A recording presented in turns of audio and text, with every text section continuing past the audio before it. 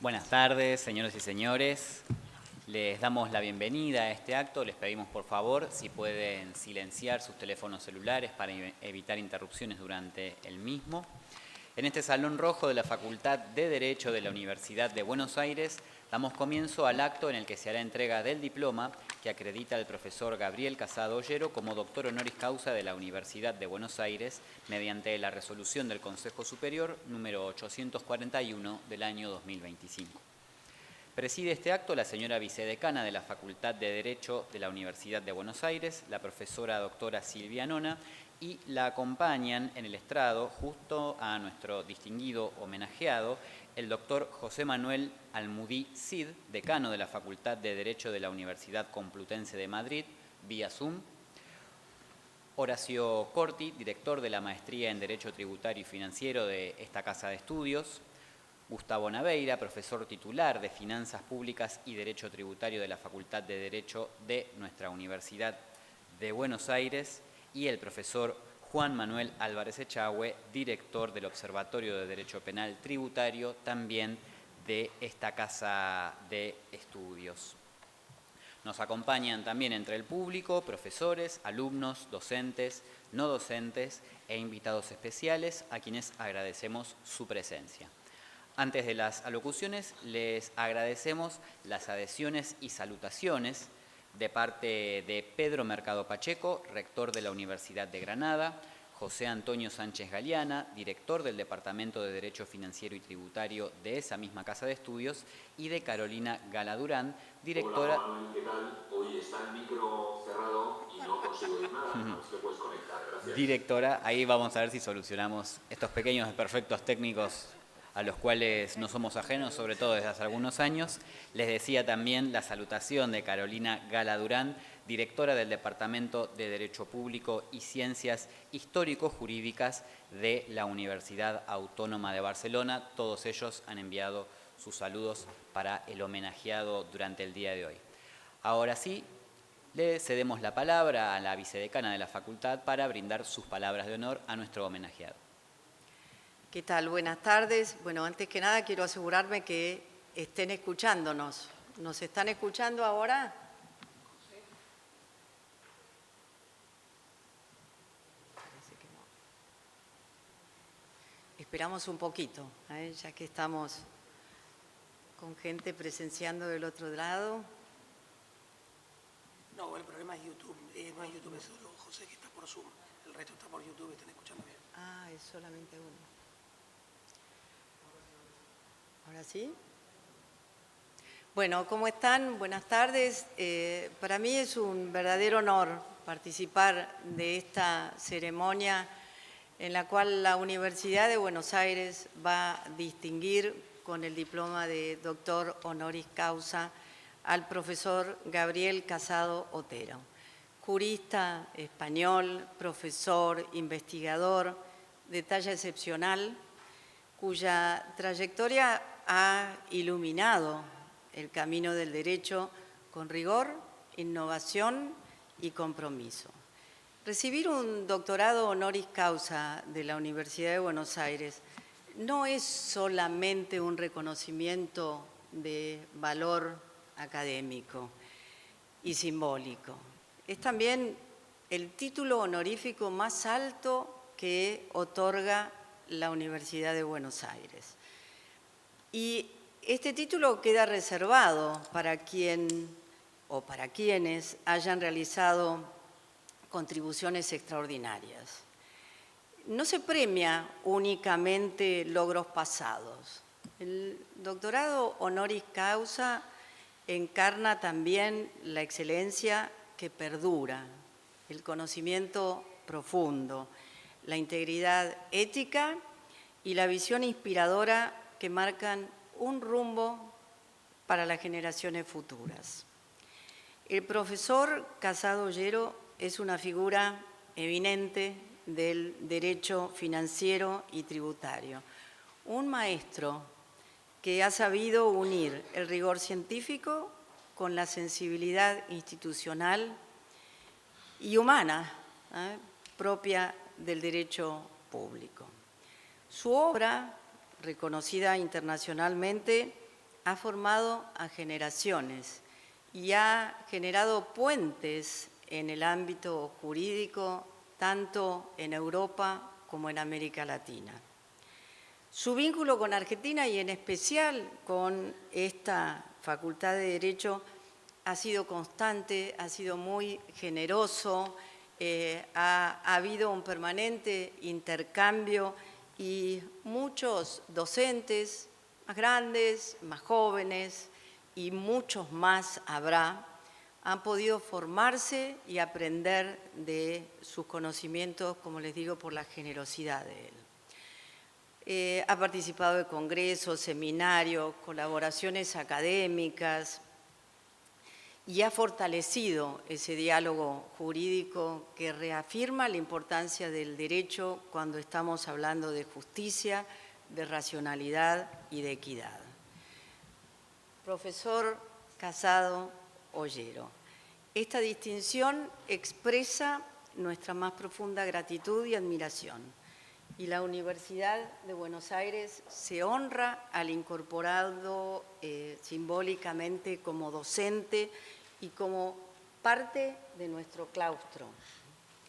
En nombre de toda la comunidad universitaria, reciba nuestro reconocimiento sincero por su brillante trayectoria, por su entrega a la docencia, a la investigación y a la vocación de formar discípulos. Y reciba también nuestro afecto al celebrar su obra, su ejemplo y su calidad humana. Felicidades al doctor Gabriel Casado Ollero y que este doctorado que hoy va a recibir sea solo un nuevo capítulo en su legado. Gracias a cada una y a cada uno de ustedes por acompañarnos en esta emotiva ceremonia. Gracias.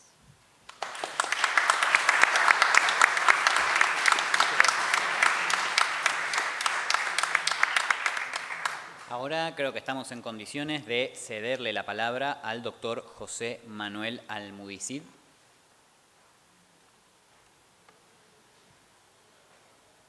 Muy bien. Buenas tardes en Buenos Aires, buenas noches aquí desde Madrid. Quiero saludar a las autoridades académicas presentes en este acto de investidura, el doctor Luis Causa, el profesor Gabriel Casado Ollero, y quiero saludar muy especialmente a mis colegas, los profesores doctores don Horacio Corti y don Juan Manuel Álvarez Echao.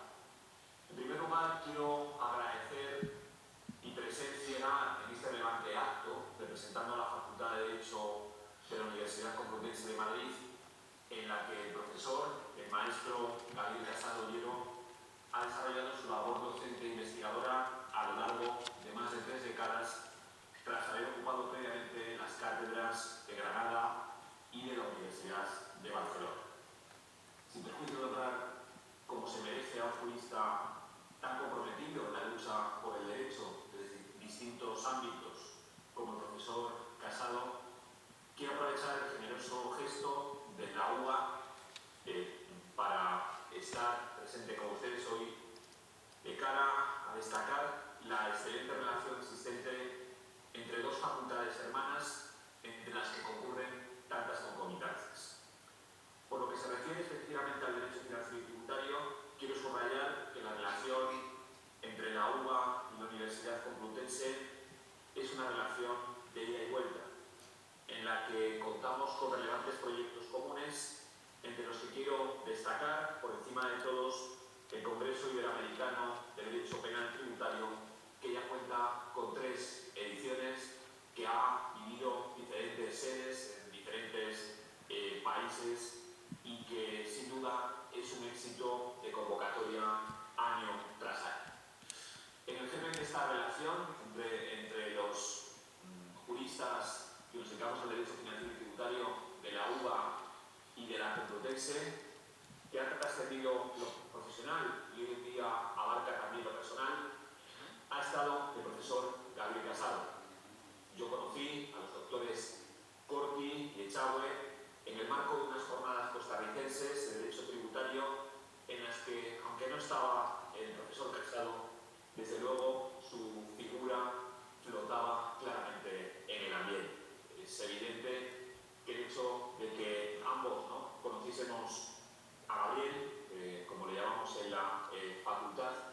puso de manifiesto pues, que había muchas cuestiones en común, mucho pasado en común y desde luego mucha ambición por construir un proyecto conjunto, ¿no?, entre ambas facultades, algo que había sido natural gracias a la presencia de Gabriel Casado. Gabriel Casado es, por tanto, un maestro de la disciplina a ambos lados del Atlántico, algo que está al alcance de muy pocos, siendo su magisterio y la relevancia de su figura reconocida por una legión de tributaristas españoles, italianos y, en definitiva, latinoamericanos. En mi experiencia personal, y lo mucho que creo que conozco a Gabriel desde una perspectiva científica y desde una perspectiva personal, me gustaría destacar la profundidad que le caracteriza al tratar los temas. El hecho de no dar nunca nada por sentado, su capacidad de cuestionarlo todo y de ser siempre fiel al método jurídico, ¿no?, que conoció y perfeccionó de manos de sus mayores y del trabajo que ha venido desarrollando durante todos estos años en nuestra facultad. Me gustaría comentarles, muchos de los que están ahí lo saben, que yo soy un producto complutense puro.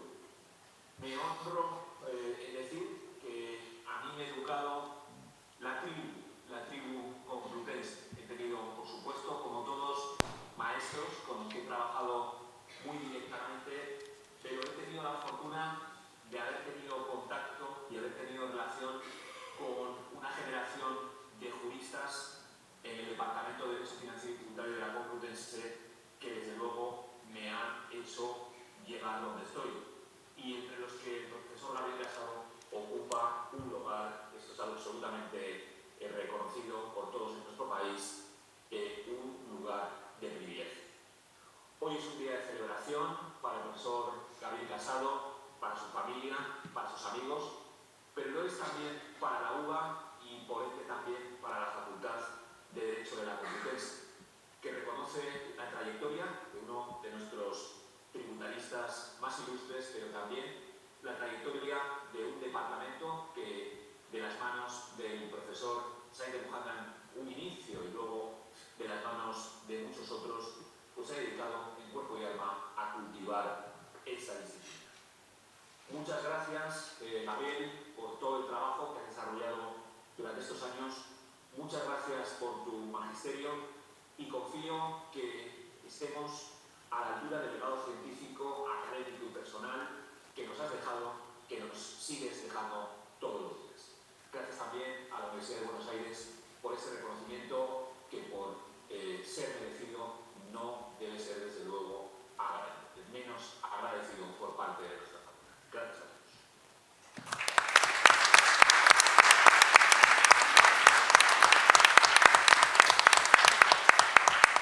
A continuación tiene la palabra el profesor Juan Manuel Álvarez Echagüe.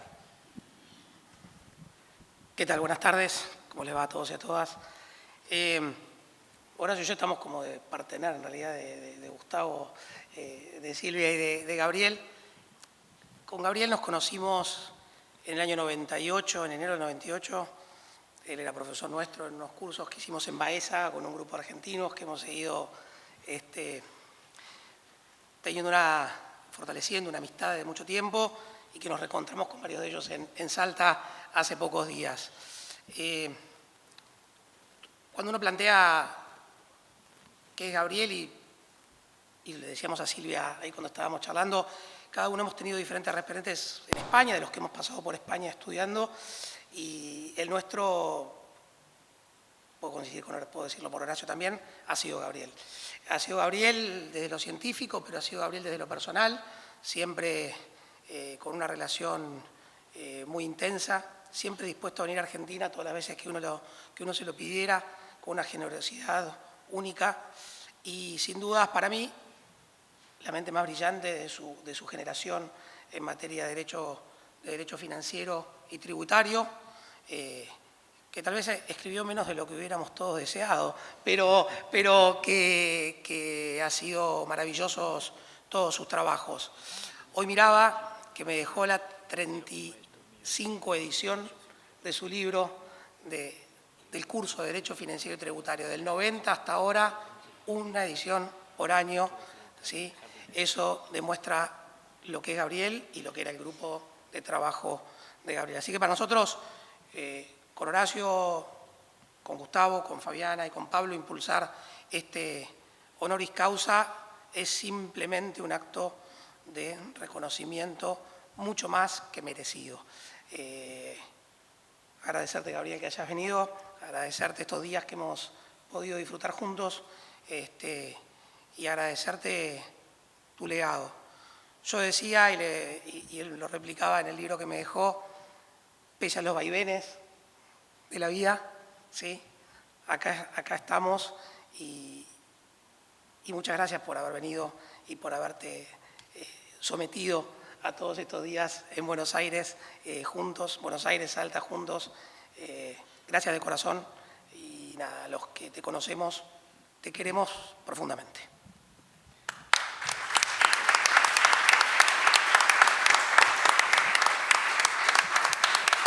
Escuchamos ahora las palabras de Horacio Corti. Bien, muchas gracias a todos por estar acá, a las autoridades de nuestra facultad por haber facilitado toda la tramitación para poder llegar a este momento, dado que la laudatio académico la va a dar el profesor Naveira. Yo voy a decir también dos palabras entre institucionales y personales. Lo primero, desde hace varios años venimos consolidando nuestra comunidad académica del derecho financiero y tributario de nuestra facultad. Complementamos nuestra carrera tradicional, ¿no?, de la especialización de tributación en una maestría en Derecho Financiero y Tributario. Tenemos un centro de estudios con 11 comisiones que hacemos actividades semanales. Hemos generado también nuestro Observatorio de Derecho Penal Tributario. Tenemos 2 revistas digitales que ya llevan 20 números, 17 números una y otra interuniversitaria ya 3 números. Hemos realizado jornadas y seminarios internacionales, como dijo el profesor Almudí, con la Universidad Complutense, la Universidad de la República, con París II, con la Federico II. Y uno de las últimas, creo que momentos interesantes de nuestra consolidación es que tenemos un momento en el cual todos nuestros profesores, titulares y adjuntos se encuentran regularizados por concurso, que es una circunstancia que hace muchos años no sucedía en nuestra materia. Y entonces, bueno, los 5 titulares, como dijo Juan Manuel, Fabiana Yafris, Pablo Revilla, Gustavo Naveira y yo, decidimos continuar con una tradición de la facultad, que es otorgar un título honoris causa, que es el título académico, simbólico, afectivo, más significativo que da nuestra universidad.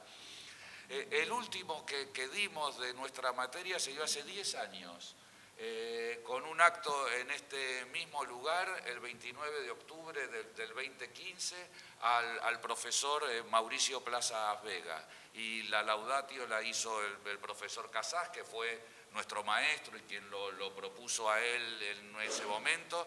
También con la presencia de un vicedecano, en ese momento era el profesor Bueres, que luego sería decano.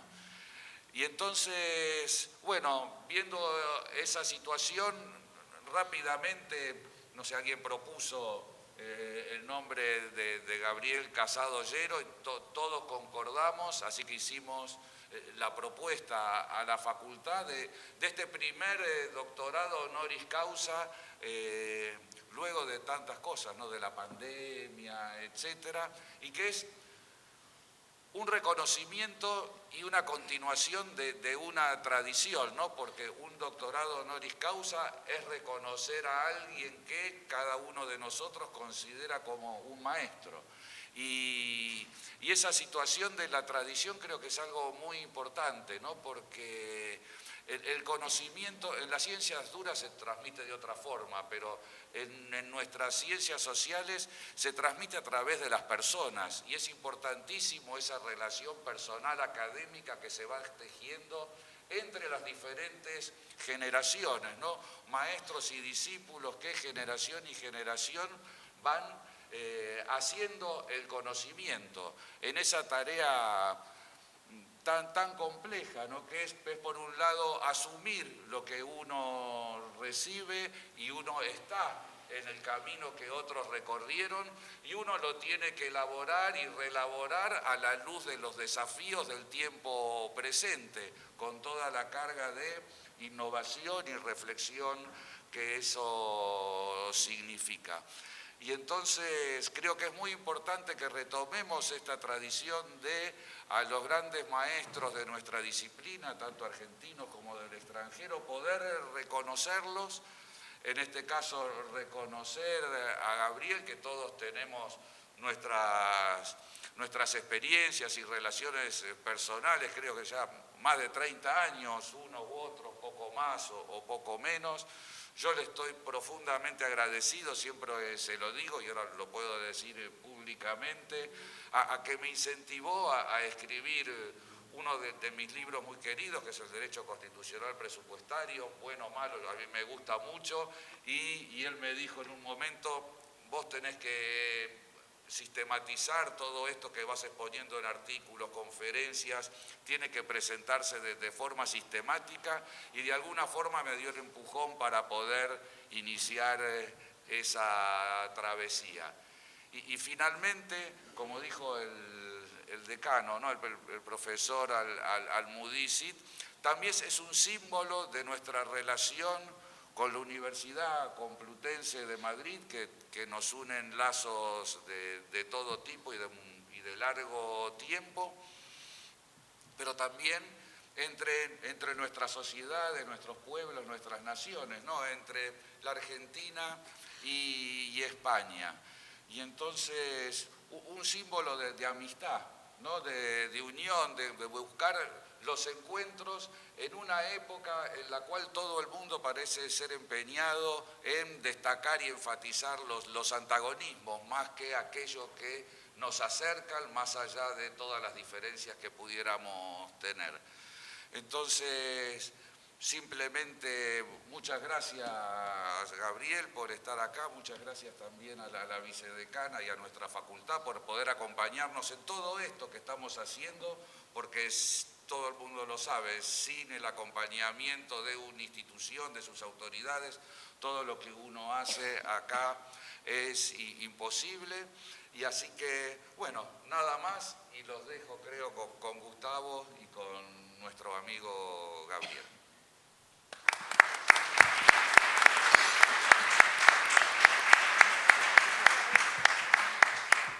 Seguidamente, Gustavo Naveira, profesor titular de Finanzas Públicas y Derecho Tributario de nuestra Facultad de Derecho de esta Universidad de Buenos Aires, formulará la laudatio académica.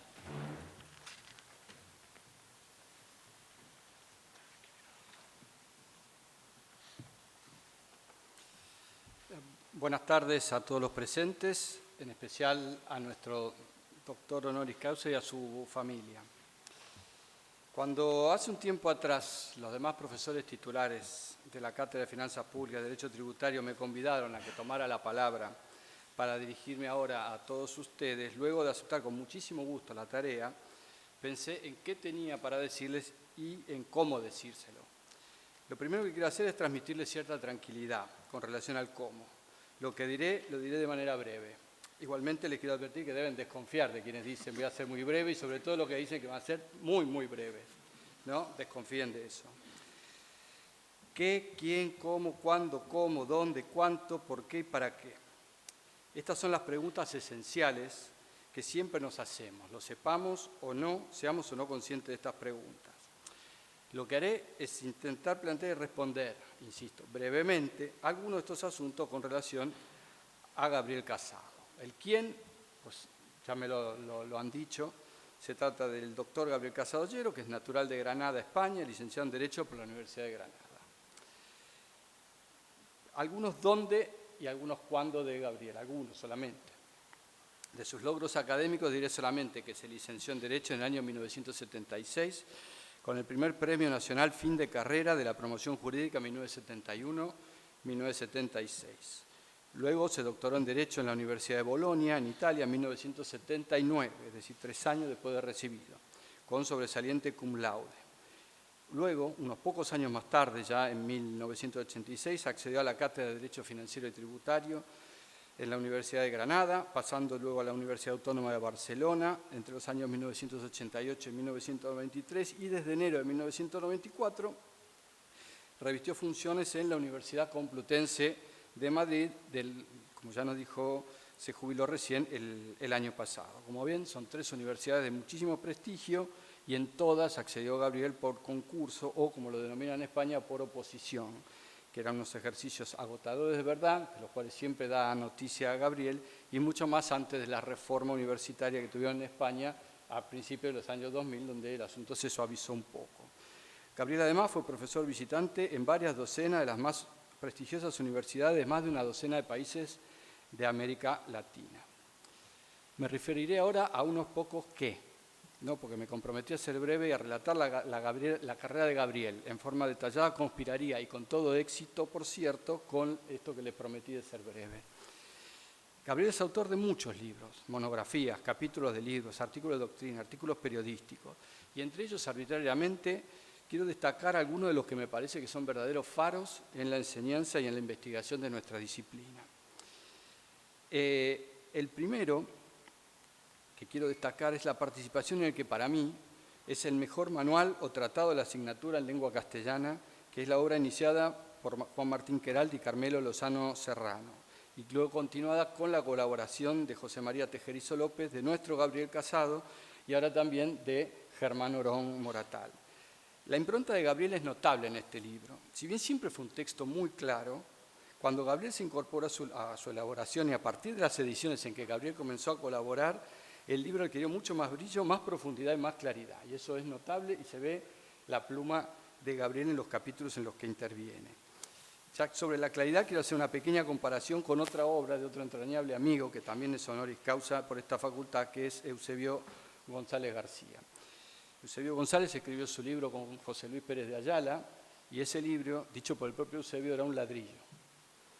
Un ladrillo, ¿no? Lo decía el propio Eusebio. Cuando José Luis quiso hacer también su libro junto con su hijo, con Miguel, le dijo a Eusebio que ya no continuaría reeditándolo y Eusebio acudió a otro amigo también, a Ernesto Lejeune, quien alivianó ese ladrillo y lo hizo, no digo digamos un folletín, pero sí un libro mucho más inteligible y no perdió por ello ni un milímetro de profundidad. La segunda obra, que también me parece que es el manual de cortapalo del tributarista, es una que se llama Cuestiones Tributarias Prácticas.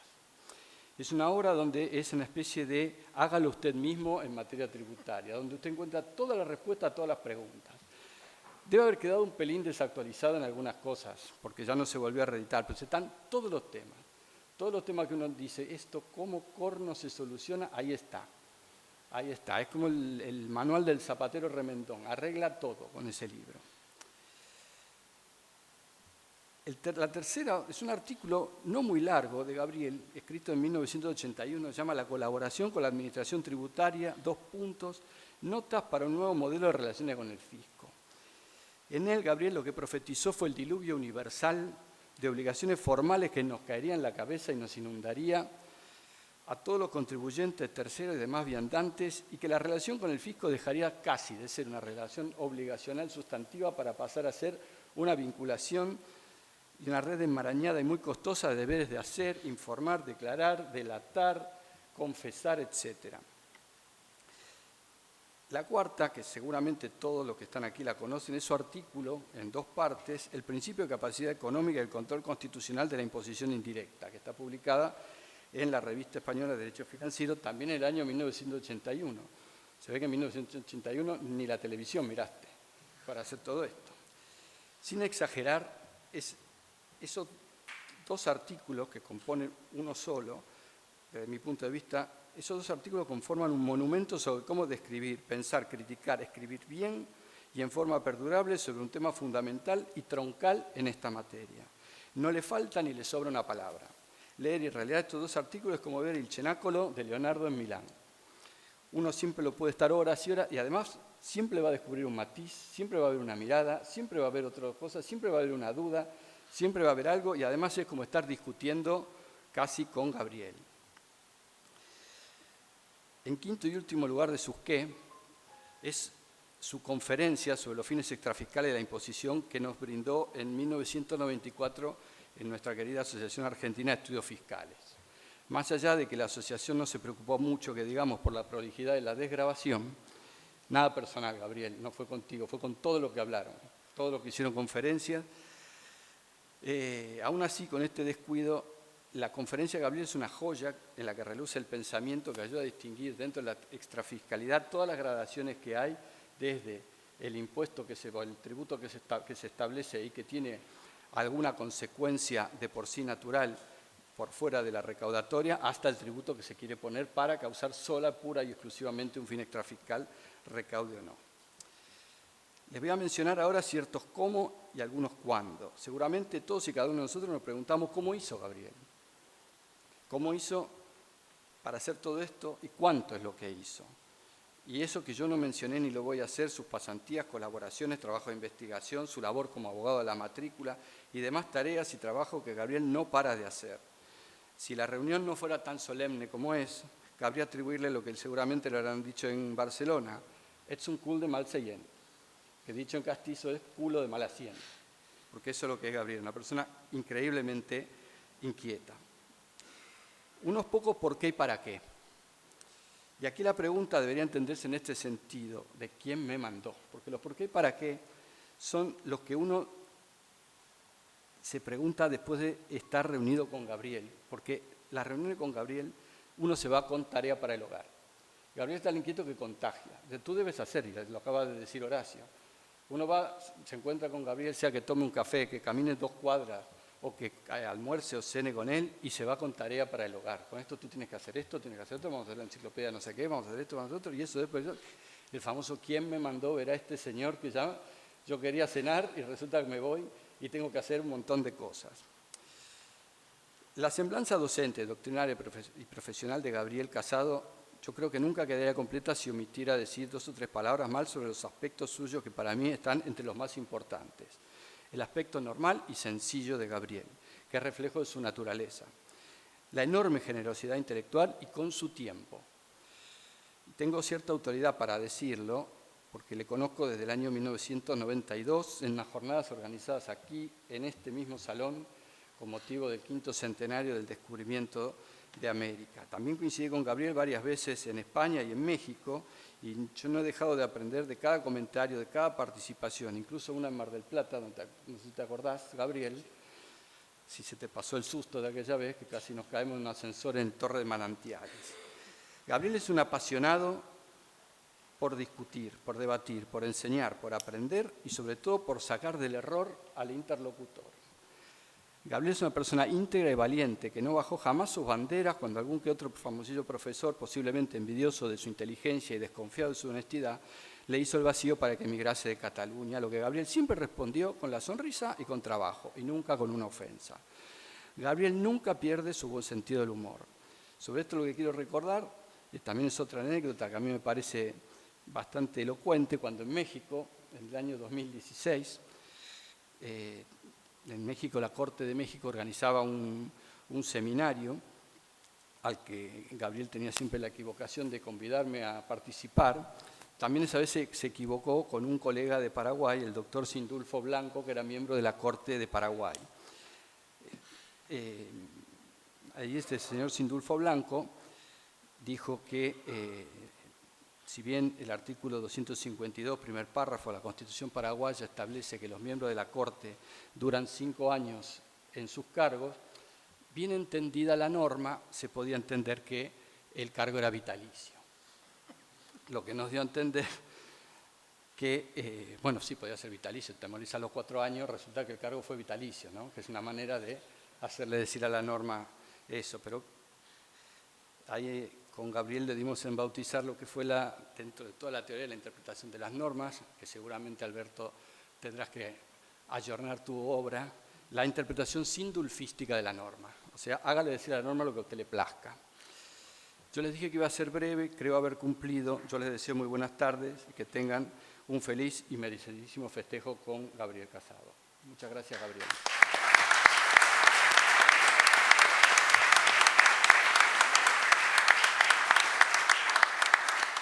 Antes de continuar, queríamos agradecer la presencia virtual de personas que nos están viendo desde provincias como Mendoza, Corrientes y Entre Ríos. Y ahora sí, la señora vicedecana, la profesora doctora Silvia Nona, hará entrega del título que acredita al profesor Gabriel Casado Ollero como doctor honoris causa de la Universidad de Buenos Aires.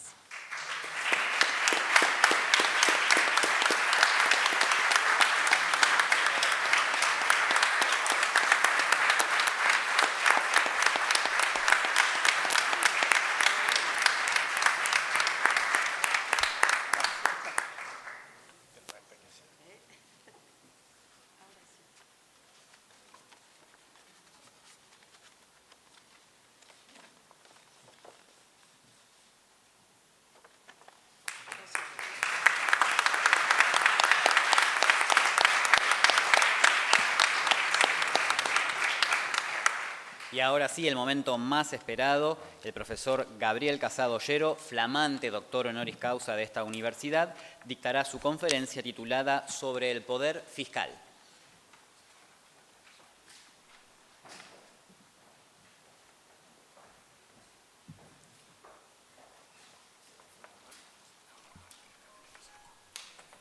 Muchas gracias.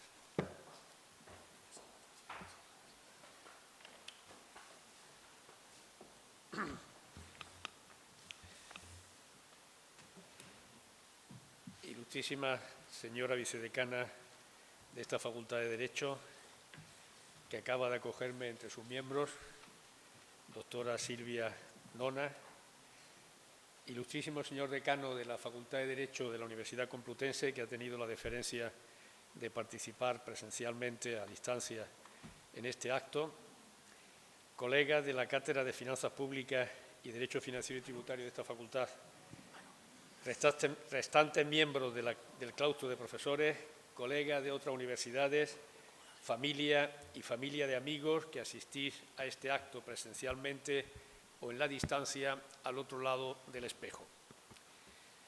Las palabras, según se dice que decía don Francisco de Quevedo, son como las monedas. Una sola vale por muchas, mientras que muchas no valen una. Después de todas las inmerecidas cosas que de mí habéis oído, objetables casi todas, por la amistad manifiesta que me vincula con quienes las dijeron, me siento gustosa y emocionalmente obligado a comenzar esta intervención fundiendo en una sola palabra todas las que desearía pronunciar en estos instantes. Ninguna otra ni todas las demás juntas alcanzarían el valor de esta. Gracias. Desde luego que voy a tener en cuenta la consigna de no cansar que Baltasar Gracián dejó dicha en su oráculo Manual y Arte de Prudencia: la brevedad es lisonjera, gana por lo cortés lo que pierde por lo corto, lo bueno si breve 2 veces bueno y aún lo malo si poco no tan malo. También la que don Miguel de Cervantes puso en boca de don Quijote: la medida no es la cantidad sino la calidad. Sé breve en tus razonamientos, que ninguno hay gustoso si es largo. Pero os confieso que dudo y mucho de mi capacidad para conseguirlo. Me consuela pensar que esta brevedad luce al menos en el título que nombra este discurso, sobre el poder fiscal. Lo que sucede es que en estos momentos creo necesario añadirle un subtítulo que, lejos de comprimirlo, condensándolo, lo expande por muchas de sus partes e incluso lo desparrama, complica y oscurece. El subtítulo sería este: una meditación sobre la persona, el poder, el derecho y la justicia. Para vuestro alivio urge añadir una nota al pie de página. Por fortuna, meditar no es reflexionar. Reflexionar es pensar consciente y activamente sobre algo. Meditar es dejar de pensar discursivamente para dejarse llevar y observar lo que ocurre en la mente sin apenas intervenir. A modo de guión, los puntos que me gustaría tocar, y ya anticipo que al menos lo cito porque estoy seguro que no me permitiré la osadía de cansarles más de lo imprescindible, serían los siguientes. El primero, sobre el porqué de la elección del tema, la búsqueda de un asunto de interés común y compartido. Segundo, cómo describir el poder fiscal en este siglo XXI. Tercero, la expansión del poder fiscal, o en otros términos, la vis expansiva, invasiva y panfiscalizadora del poder fiscal. El cuarto, la transformación silenciosa de una fiscalidad recaudatoria en una fiscalidad disciplinaria. La quinta, la fragmentación del poder fiscal contemporáneo entre actores estatales, transnacionales y corporativos. Un escenario policéntrico donde la capacidad de decisión y de coerción se dispersa. El sexto, ¿qué explican de todo esto los manuales de nuestra asignatura en España y fuera de ella? La necesaria reconstrucción dogmática del poder fiscal. Cómo afrontar el estudio y la reconstrucción del poder fiscal en su actual configuración. La séptima, ¿qué hay de la meditación pendiente sobre la persona, el poder, el derecho y la justicia? Palabras finales. Estas últimas sí que no me las voy a privar de pronunciarlas. Arranquemos con la primera. El porqué de la elección del tema. La búsqueda de un asunto de interés común y compartido, una meditación conjunta y entreverada sobre el tributo y el poder, es decir, sobre el poder proyectado en el tributo.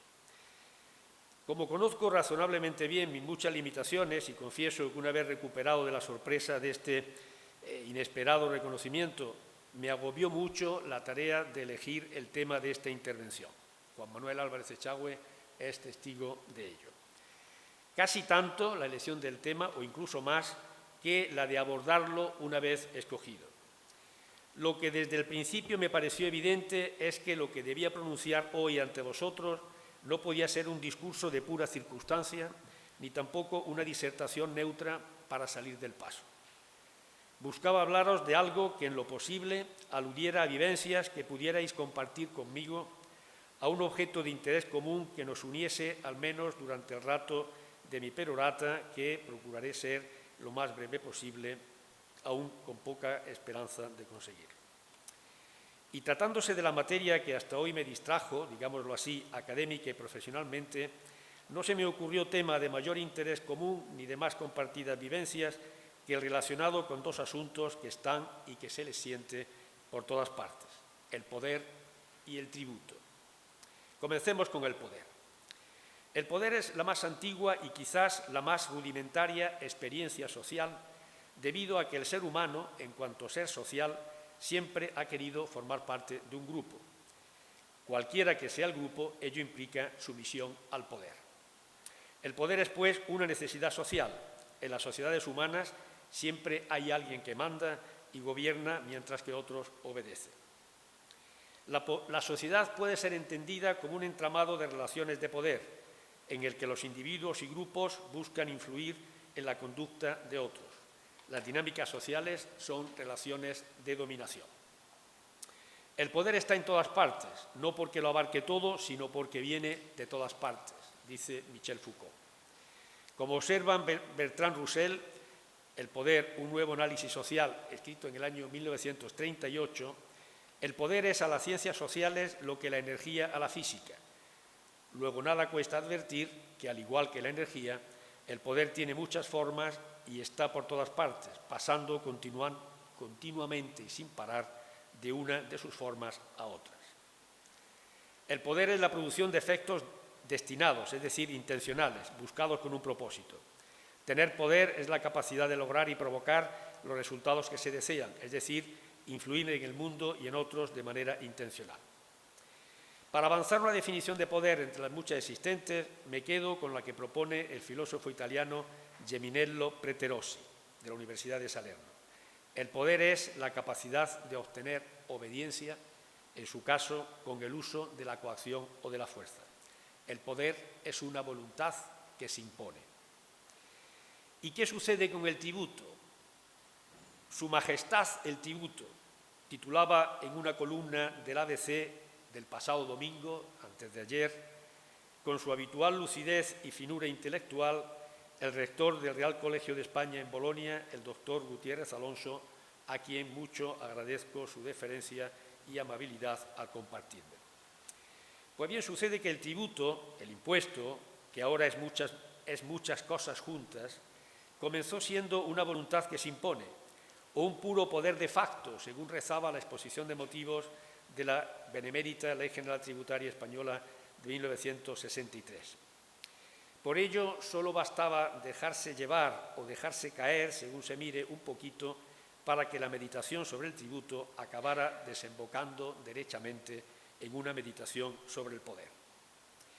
Un año antes de su fallecimiento, afirmaba en Granada, el 18 de mayo de 2018, el profesor Matías Cortés Domínguez, con motivo de la llamada Declaración de Granada, que una meditación sobre el tributo es una meditación sobre el poder. Existen tributos porque existe poder. El tributo aparece como un hijo inocultable del poder. La historia del poder es la historia del impuesto. El impuesto ha sido desde la antigüedad un dispositivo central en la construcción, consolidación y legitimación del poder político. Más que un mero mecanismo de recaudación, constituye un instrumento de control social, un campo de negociación entre gobernantes y gobernados y un indicador tanto de la configuración del Estado en cada época como del tipo de relación que el Estado mantiene con sus ciudadanos. La historia del poder no puede comprenderse plenamente sin examinar la historia del impuesto. Ambas se entrecruzan en procesos de construcción institucional, jerarquización social y definición de la soberanía. Los impuestos son causa y síntoma de grandes transformaciones sociales. De ahí la tendencia a naturalizar, sacralizar lo fiscal como razón de Estado. Pero sucede además que, como ya en 1945 demostró Bertrand de Jouvenel, condensando una de las ideas más lúcidas y radicales de su obra sobre el poder, historia natural de su crecimiento, el sostén material del poder son los tributos. Todo poder en la sociedad descansa en la obediencia y en los tributos. Jouvenel señala que todo poder necesita recursos para existir, expandirse y sostener sus instituciones: ejército, burocracia, administración, propaganda, educación, etc. Los tributos son la sangre que alimenta al poder. Cuanto mayores son los tributos que una sociedad acepta entregar, mayor capacidad de acción adquiere el poder. Por eso, el crecimiento del poder a lo largo de la historia va de la mano con la aceptación progresiva de nuevas cargas fiscales, justificando esa ampliación por causas aparentemente nobles: defensa, justicia social, desarrollo, educación, salud, etc. Cada nueva función del Estado requiere más recursos y cada recurso refuerza su aparato de poder. El poder crece en proporción a los medios que puede movilizar y esos medios dependen del consentimiento de los contribuyentes, según el mito del impuesto como del principio de autoimposición o el principio de autoconsentimiento, que es uno de los mitos o ficciones que convendría someter a revisión. El peligro es que los ciudadanos olviden que su obediencia y sus tributos son voluntarios en origen y los consideren naturales o inevitables. Cuando eso ocurre, el poder deja de tener límites, se transforma en una entidad autónoma que ya no responde a la comunidad, sino que se sirve de ella para perpetuarse. Por eso el autor, Bertrand de Jouvenel, insiste en que la verdadera defensa de la libertad consiste en vigilar continuamente la legitimidad de nuestra obediencia y el destino de nuestros tributos. En otras palabras, preguntarse siempre a quién obedecemos, por qué y con qué resultado. El asunto del que hoy os hablo surgió, pues, de una meditación conjunta y entreverada sobre el tributo y el poder, es decir, el poder proyectado sobre el tributo, Su Majestad el Tributo. En este capítulo de confesiones previas, que ya termina, debo anunciaros que en realidad lo único que, una vez elegido el tema, logré hacer con él en todo este tiempo fue abordarlo. Después, eso sí, de un largo periplo o naufragio quizá de lecturas y cavilaciones, lectura que vas, cavilación que vienes, como el mar de la playa a las arenas, con la venia de Miguel Hernández. Lo único que logré hacer fue cabalmente eso, abordarlo, es decir, acercarme al asunto, entrar en contacto e iniciar un diálogo con él, trastearlo con algunos pases de muleta, plantearlo y no acabarlo, ni rematarlo, ni concluirlo, sino limitándome a dejar el toro en suerte. Debo confesarlo, en fin, y esta será ya la última de mis confesiones, que nunca fui capaz de abordar una investigación sobre un tema clásico y o complejo que me motivara y, si me permiten el término, y me enganchara hasta concluirla y agotarla. Como suele ocurrirme, también esta de hoy está inacabada y casi a medio esbozar. No está concluida, sino abandonada, o en este caso, interrumpida hace apenas escasas horas.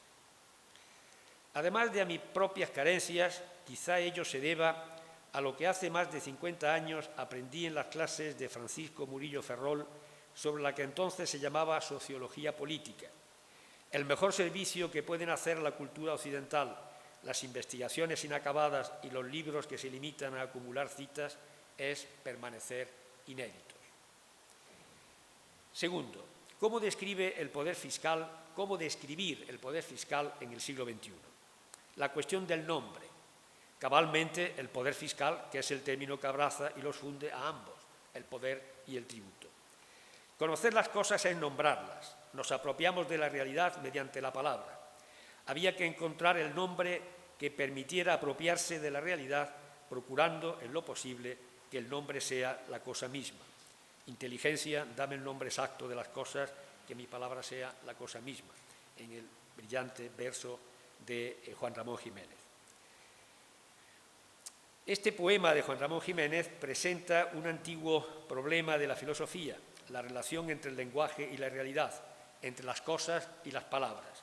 A ello dedicó Platón todo un diálogo, el crátilo o de la exactitud de los nombres. La ciencia consiste en la elaboración y sistematización de un lenguaje para hacerlo riguroso, escribe Norberto Bobbio. Todo concepto recorta un sector de la realidad y delimita un universo de objetos de conocimiento, al mismo tiempo crea un campo de ignorancia sobre los excluidos, según expresión de Zaffaroni.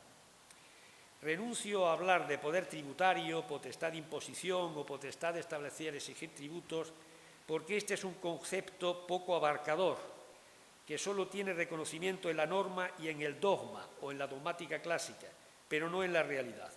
Por otra parte, el concepto está íntimamente emparentado con principios, autoimposición, autoconsentimiento, no imposición sin representación, que esconden mitos, ficciones, incluso fetiches que conviene desenmascarar y superar.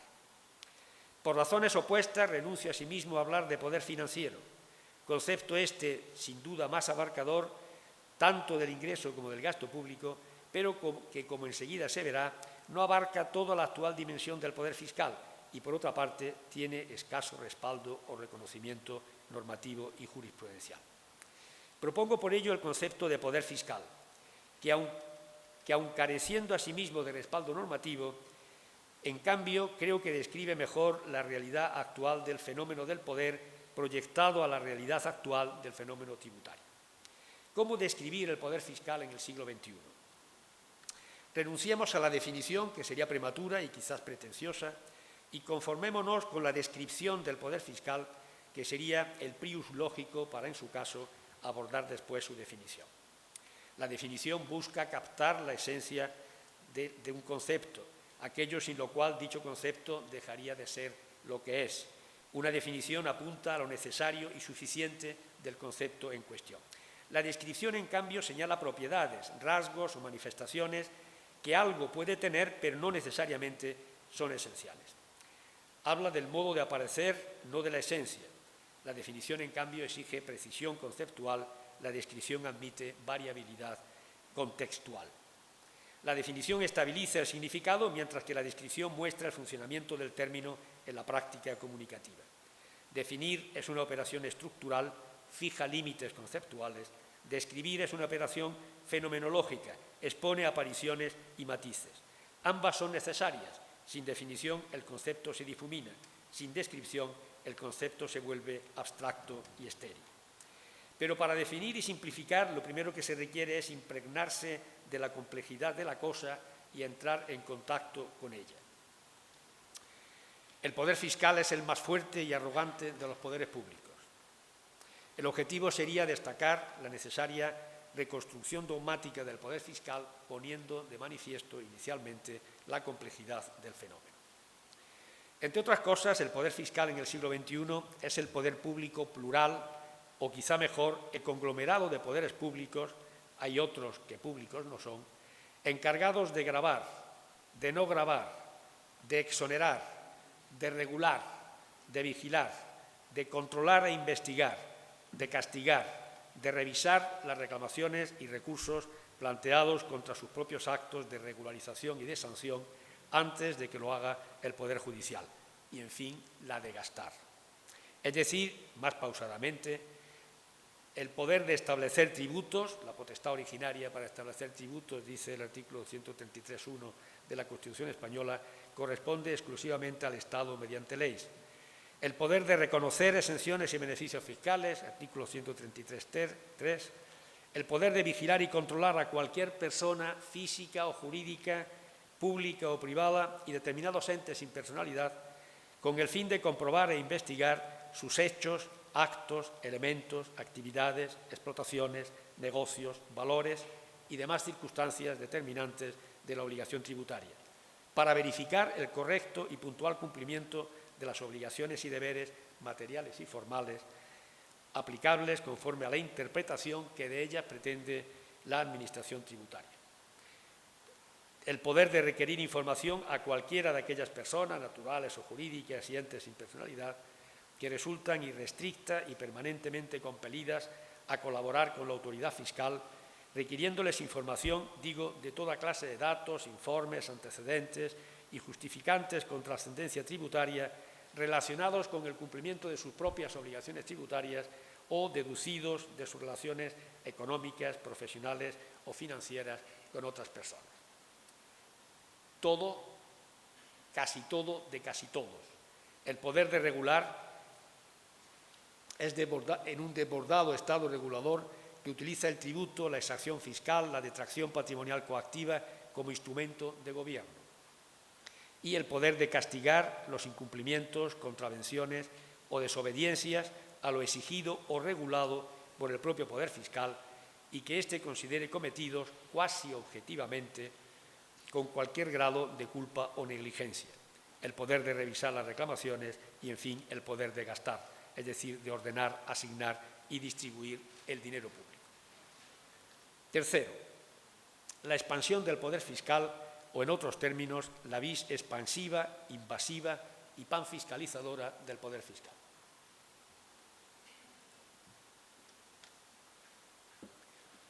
Hablemos de una parte de la sacralización del poder fiscal, de otra de la vis expansiva y panfiscalizadora del poder fiscal y, en fin, de la transformación silenciosa de la fiscalidad recaudatoria en una fiscalidad disciplinaria. La sacralización del poder fiscal.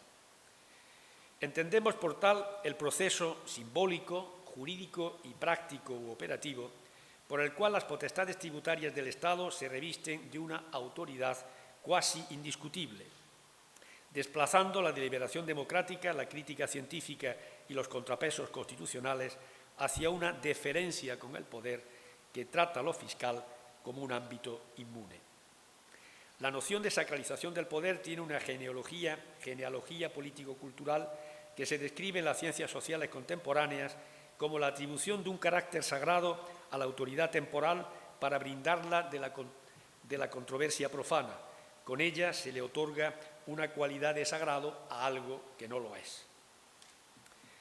Trasladado al campo tributario, la sacralización se manifiesta cuando las potestades tributarias se asumen como un fin en sí mismo, porque es la hacienda pública, porque es la administración fiscal, y no como un poder deber estrictamente instrumental, sometido, como el resto de los poderes públicos, a la Constitución y al resto del ordenamiento jurídico. La sacralización del poder fiscal es un fenómeno cultural institucional, surge cuando el Estado identifica su supervivencia con su potestad tributaria y eleva la eficacia recaudatoria por encima de la racionalidad jurídica y del control democrático. Si todo lo anterior ya venía sucediendo con el, digámoslo así, poder fiscal clásico, cuya legitimidad descansaba en la fórmula constitucional legalidad fundada en el principio de autodisposición, no imposición sin representación, más finalidad recaudatoria, más control democrático, y que ya venía siendo objeto de una indisimulada suerte de sacralización, la incidencia de las nuevas tecnologías en la expansión del poder fiscal, la digitalización masiva de la economía, el uso de inteligencia artificial y la integración de grandes bases de datos tributarios permitiría hablar de un poder fiscal digital o, más recientemente, de un poder fiscal algorítmico, sustentado en la capacidad cognitiva de la Administración, recopilar, procesar y cruzar millones de datos financieros y personales, y en el que el modelo tradicional de fiscalización ex post, manual, selectivo, posterior al hecho imponible, se le añade un control predictivo y automatizado, que pasa de vigilar actos a vigilar datos, de verificar hechos a predecir comportamiento. El poder fiscal ya no se limita a recaudar, además de ello, vigila, predice y modela conductas. Los sistemas de facturación electrónica, contabilidad en línea y declaración precumplimentada permiten al fisco seguir la actividad económica en tiempo real.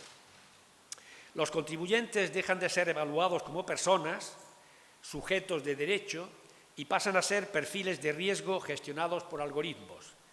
La tecnocratización crea un poder público huérfano de legitimidad democrática. En segundo lugar, la vis expansiva, invasiva y panfiscalizadora del poder fiscal, entendida como aquellas manifestaciones del poder público estatal que exceden o tensionan los límites clásicos de la potestad impositiva, comprometiendo garantías del contribuyente, el principio de legalidad y el equilibrio entre el Estado y los particulares. La vis expansiva, invasiva y panfiscalizadora del poder fiscal constituye una realidad dinámica en los sistemas tributarios actuales, particularmente en contextos de globalización, digitalización y creciente exigencia de recursos públicos.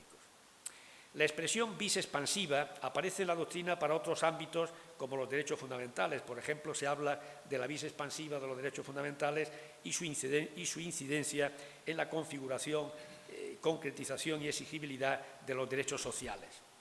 Aunque aplicada a la fiscalidad no está tan sistematizada, o no está sistematizada en absoluto, el razonamiento análogo sirve para comprender cómo el poder fiscal puede ejercerse con amplitud creciente. En cierto modo, se podría decir que, vis expansiva, el poder fiscal se extiende a nuevos sujetos, objetos y formas de imposición. Por ejemplo, expansión de los supuestos de responsabilidad tributaria solidaria por actos ilícitos, intermediarios financieros, etcétera. Vis invasiva. El poder fiscal irrumpe más intensamente en la esfera privada del contribuyente, en el ámbito de privacidad del contribuyente. Interpretación extensiva de las normas, incremento desmedido de las obligaciones formales, declarativas, de información, intensificación y generalización excesiva de controles tributarios, entradas y registros domiciliarios, intercambios de información internacional, etc. Y de requerimiento de información, regularizaciones fiscales abusivas, etc.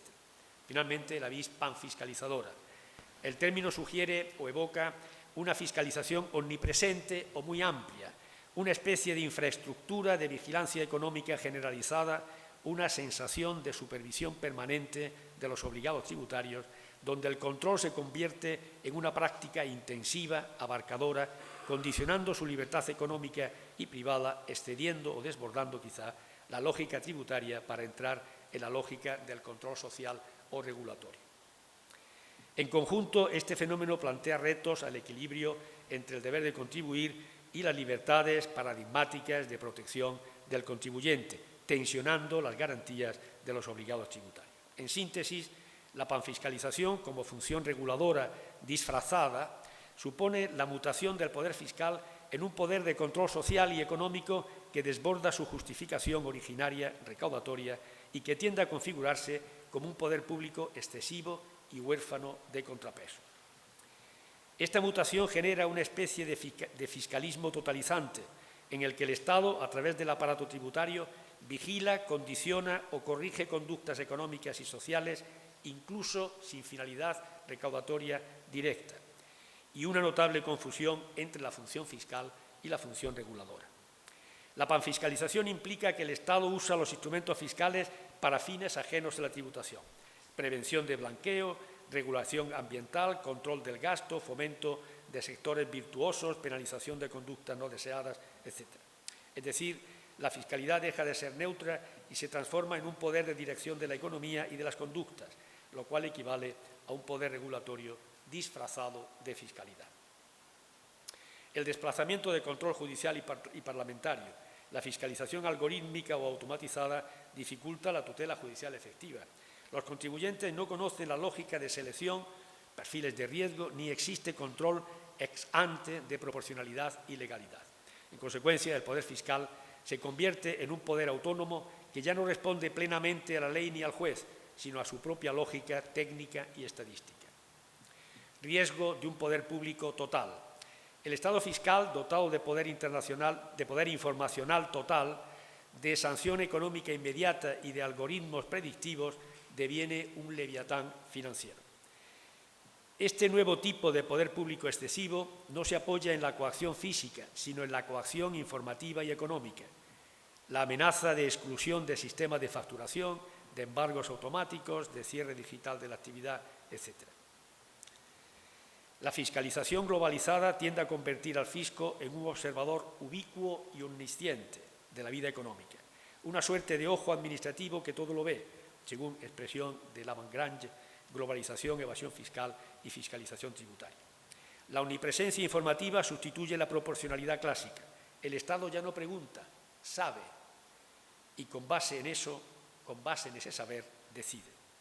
Bien, no voy a referirme a los riesgos constitucionales y metajurídicos, ni tampoco a las líneas doctrinales de contención. Subrayo simplemente una: la necesidad de transformar los derechos del contribuyente, información, defensa, intimidad, etcétera, en derechos fundamentales de resistencia frente al poder fiscal.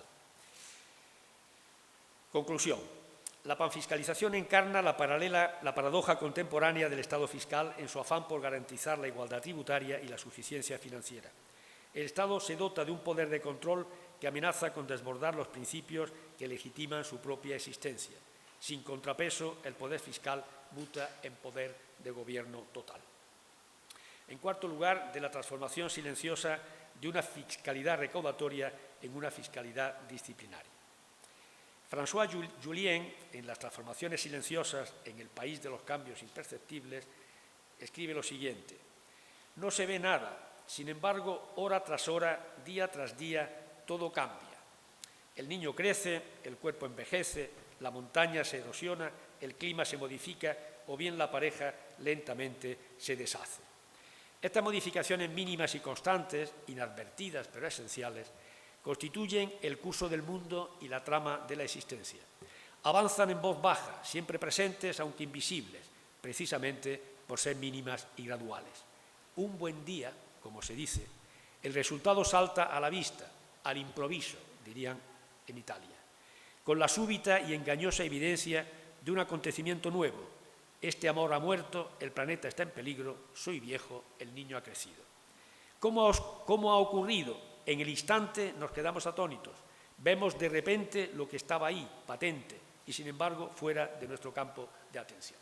Basta trasladar estas ideas, no las explicito, en esta matriz de la transformación silenciosa de la fiscalidad recaudatoria en una fiscalidad, de dirección. ¿Qué explican? La fragmentación del poder fiscal, concluye este apartado, no solo erosiona la recaudación, sino que amenaza la arquitectura democrática misma al romper el vínculo entre tributación, representación y confianza social. Sexta, ¿qué explican de todo esto los manuales de nuestra asignatura, en España y fuera de ella? La necesaria reconstrucción dogmática del poder fiscal, cómo afrontar el estudio y la reconstrucción del poder fiscal en su actual configuración. No están los tiempos, escribe Rodríguez Muñoz, en la investigación jurídica ni para relativismos pueriles que pongan en tela de juicio todo lo que sabemos, ni para dogmatismos obtusos y cerriles que impidan todo asomo de novedad o creación. Decía Matías Cortés en 1918, mi pregunta en este momento es esta. ¿Qué le pasa al mundo tributario cuando la estructura de poder cambia o tiembla o se quiebra? ¿Qué ocurre cuando no sabemos dónde está el poder?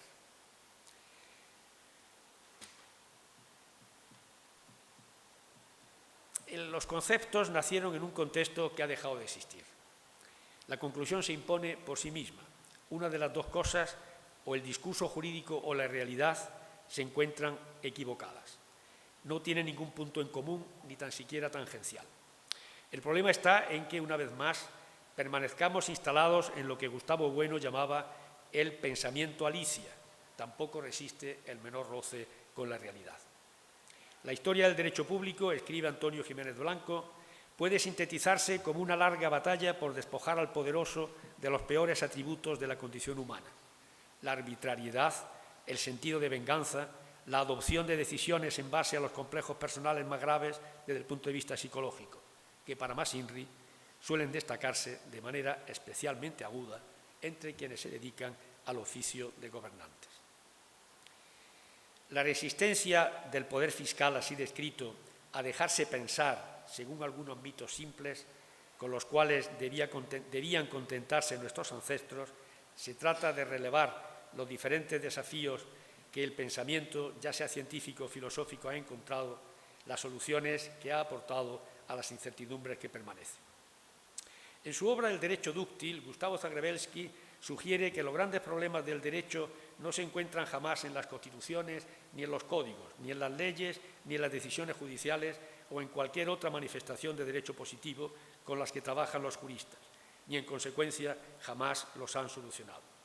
Los juristas saben que las raíces de sus comunes creencias y certezas, así como de sus dudas y discrepancias, están en otro lugar. Para aclarar lo que los une y les divide, es necesario descender más al fondo, o bien, es lo mismo, subir más arriba, a la búsqueda de lo que no se halla explícitamente expreso. Zagrebelsky propone, con esta metáfora, avanzar en una doble dirección que parece paradójica, pero es complementaria.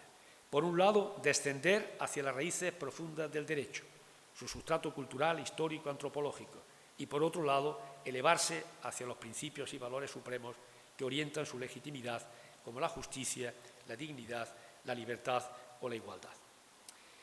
Coincidiendo en este punto con Zagrebelsky, entiendo en efecto que el jurista que se detiene en el nivel textual o explícito del derecho, los códigos, las leyes, las sentencias, no alcanza la comprensión plena de los problemas jurídicos fundamentales, porque estos emergen de niveles que están más allá de lo estrictamente dicho, esto es, en lo no dicho, en lo presupuesto, en lo implícito. En este punto no queda otra que echarse en manos de la filosofía, que según Gilles Deleuze es el arte de formar, de inventar, de fabricar conceptos. Los tiempos de crisis no acostumbran a ser buenos para el derecho, si bien los malos tiempos son siempre buenos tiempos para la filosofía, o quizá mejor, para la pregunta y la indagación filosófica. Para Kant, la tarea primordial de la filosofía no consiste en proporcionar respuestas a las preguntas que el hombre se plantea acerca del mundo, sino más bien en poner a prueba las respuestas que se le ofrecen. Tal vez, reanudo la cita de Gilles Deleuze, tal vez no se pueda plantear la pregunta ¿qué es la filosofía? Hasta tarde, cuando llegan la vejez y la hora de hablar concretamente. Se trata de una pregunta que nos planteamos con moderada inquietud a medianoche, cuando ya no queda nada por preguntar.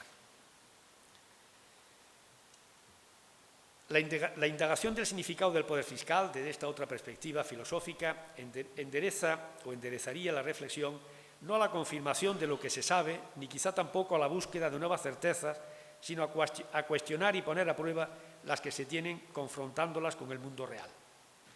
Pero siempre que el recurso a la interrogación filosófica no represente una cómoda huida para hallar refugio en la abstracción, sino una ofensiva meditada contra los conceptos adquiridos y contra los dogmas instalados en el acervo común, con el propósito de hacerles rendir cuentas de su vigencia, o lo que es igual, de su utilidad para explicar no lo que pasó, sino la realidad de las cosas que pasan, y, en lo que ahora importa, de lo que viene pasando con el tributo y, por derivación, con el Estado fiscal que lo ordena, aplica, controla y recauda, y, en fin, con la sociedad que soporta el tributo y las potestades que sobre ella ejercen los poderes públicos para su establecimiento, control y exacción. Séptima y penúltima. ¿Qué hay de la meditación pendiente sobre la persona, el poder, el derecho y la justicia? Algunas pinceladas, porque justamente la interrogación o la meditación queda pendiente. El elemento nuclear de la relación es la persona. En derecho financiero no se acostumbra, y menos en el tributario, no se acostumbra a hablar de personas, se habla de contribuyentes, una expresión todavía más gráfica y lacerante, de obligados tributarios. Siendo el poder, el derecho y la justicia realidades humanas, la persona constituye el elemento nuclear de todas ellas. El triángulo conceptual poder, derecho y justicia en el que se sitúa la persona revela que el poder sin derecho es dominación. El derecho sin justicia es legalismo arbitrario. La justicia sin poder ni derecho es aspiración impotente. El derecho sin fuerza sería inútil y para eso tenemos la frase de Yering: la espada sin la balanza es fuerza bruta y la balanza sin la espada es el derecho en su impotencia. La convivencia social justa requiere un equilibrio inestable y vigilado entre poder, derecho y justicia. La relación entre esos tres conceptos no es estática, sino dinámica, de búsqueda permanente de legitimidad, equidad y responsabilidad pública. El poder es necesario para garantizar el orden, pero debe ser limitado por el derecho, y éste, a su vez, debe estar orientado hacia la justicia. La justicia se busca, el derecho se aplica, dejó dicho Francesco Carnelotti. Por ello, la justicia permanece como horizonte nunca completamente alcanzado, lo que obliga a la revisión constante de las instituciones jurídicas y políticas. Y ya sí, palabras finales. La resolución del excelentísimo señor rector concediéndome este doctorado se adoptó el pasado 26 de junio, es decir, en la misma fecha, solo que 46 años antes, y después de un ensimismado paseo por Via Zamboni, yo defendí mi tesis doctoral en la Universidad de Bolonia. Desde que unos meses antes a la noticia de este honoris causa entré en mi 60º año de vida, raro es el día que por un motivo u otro no me vienen a la cabeza los versos de Jaime Gil de Viedma en su poema No volveré a ser joven. Que la vida iba en serio, uno lo empieza a comprender más tarde. Hay una imagen antigua que atraviesa todas las culturas, un hilo que nos une a los acontecimientos, a los lugares y sobre todo a las personas que habrán de marcar nuestra existencia. Un hilo invisible que conecta todo lo que nos sucede en la vida. En la mitología griega, las Moiras, Cloto, Láquesis y Átropos eran las tejedoras del destino. Una hilaba, otra medía y la tercera cortaba. Desde entonces el hilo se volvió símbolo del tiempo, del azar y de la necesidad. Pero más allá del mito, lo que ese hilo representa es la unidad secreta de la experiencia humana, esa sensación de que nada ocurre por completo aislado, de que todo lo vivido forma parte de una urdimbre más amplia. Marcel Proust, en busca del tiempo perdido, descubrió ese hilo en la memoria sensorial. Lo invisible del hilo es que no conecta cronológicamente, sino emocionalmente. Los instantes no se suceden, se evocan, se despiertan unos a otros. La vida en este sentido no avanza, se repite con variaciones, como una melodía que reconoce su propio eco. El hilo invisible es, pues, la continuidad de la conciencia. No lo vemos, pero lo sentimos tensarse en los momentos en que algo nos conmueve o cuando una coincidencia nos obliga a sospechar que el azar tiene memoria. Clarice Lispector, en La Pasión según G.H., escribió: todo está regido con hilos invisibles de realidad. Lo que parece casualidad es apenas el punto donde los hilos se cruzan. La frase sugiere varias ideas entrelazadas. Que la realidad no es simplemente una sucesión de hechos aislados, sino un entramado profundo, tejido con hilos invisibles, que conecta lo visible con lo oculto. Que lo que llamamos casualidad no es necesariamente azar puro, sino más bien ese momento en el que las conexiones subyacentes que normalmente no percibimos, se hacen visibles, el punto donde los hilos se cruzan. El hilo invisible no se deja ver, pero se siente. Es una coincidencia que parece un mensaje, en una pérdida que abre una puerta, en una mirada que llega como respuesta. La vida no es una sucesión de hechos dispersos, sino un tejido que solo comprendemos cuando nos detenemos a mirarlo en su conjunto. Pues bien, mirado en conjunto y por el retrovisor, claro está, tomo conciencia de que el hilo invisible que hilvana y conecta esa sucesión de hechos dispersos que constituyen la modesta trama de mi existencia pasa, aunque con diferente intensidad y viveza, por diferentes ciudades: Jaén, Granada, Bolonia, Barcelona, Madrid y, en fin, Buenos Aires. Y, cómo no, por las personas con las que felizmente tuvimos la suerte de conectar en cada una de ellas. Solo las citaré sin que la brevedad mengüe la magnitud de sus personalidades. Y me limito a citar no las únicas, pero sí las imprescindibles: José María Martín Delgado y Andrés Ollero en la Universidad de Granada, Furio Boseglo y Adriano Di Pietro, y en otro nivel claro, la Madonna de San Luca y patrona de Bolonia y el Colegio de España, y en fin, Jaime García Lloveros, que formó parte del tribunal o de la comisión de las 3 cátedras que ocupé sucesivamente en Granada 1986, en Barcelona 1987 y Madrid 1994. Gracias a todos y cada uno de ellos. Gracias a los colegas, ahora ya compañeros de claustro de doctores en esta facultad de la UBA, profesores de Finanzas Públicas y Derecho Financiero y Tributario, por su generosa iniciativa de proponerme a esta Facultad de Derecho para el doctorado honoris causa que acabo de recibir. Personalizo el agradecimiento en los siguientes 3 colegas y amigos. En el doctor Horancio Corti, al que desde su guerra silenciosa Lecturas de Filosofía del Derecho siempre me pareció en todas sus investigaciones el más filósofo de los tributaristas argentinos. Gracias, Horacio.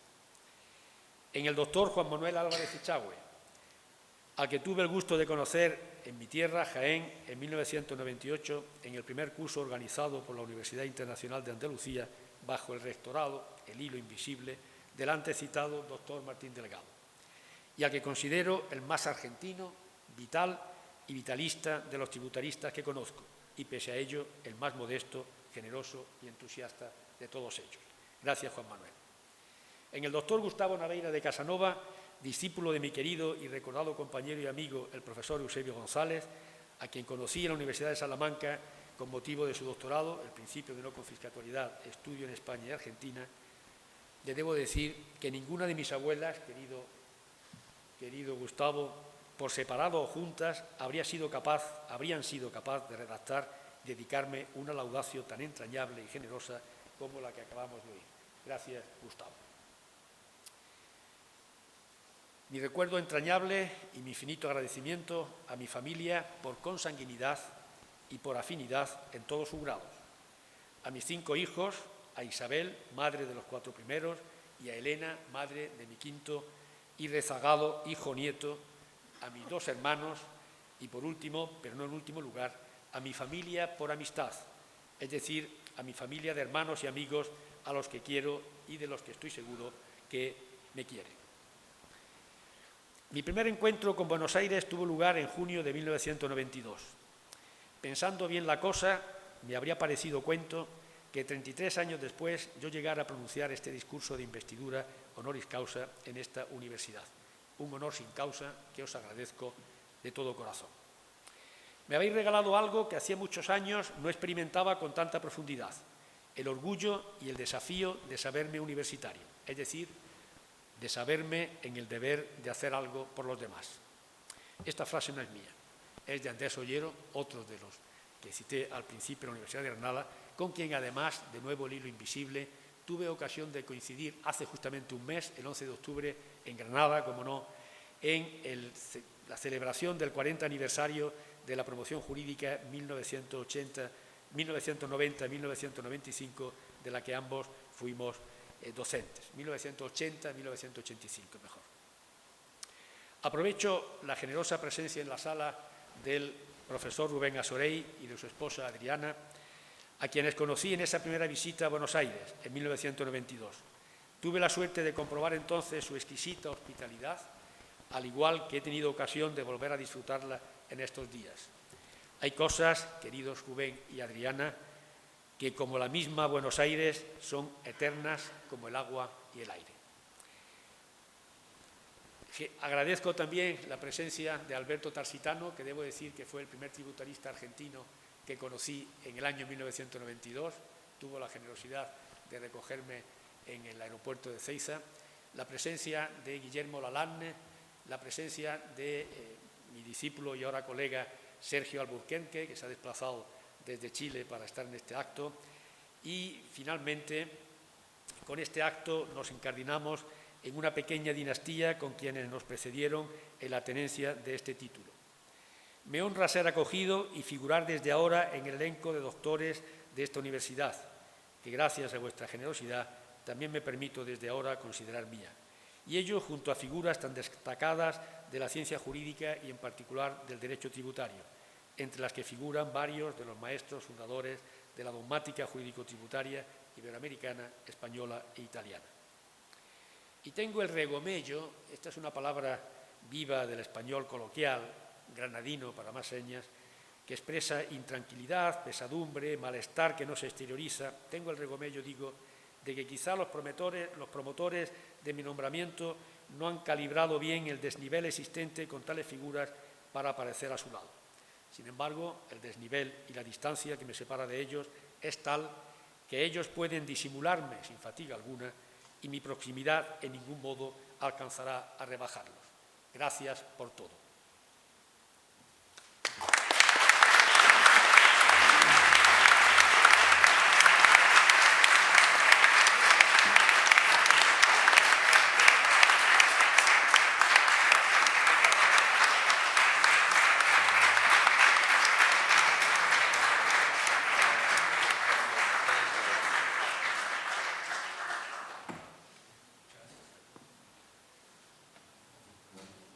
De esta manera damos por finalizado el presente acto y le agradecemos a todos y a todas por su presencia. Muchísimas gracias.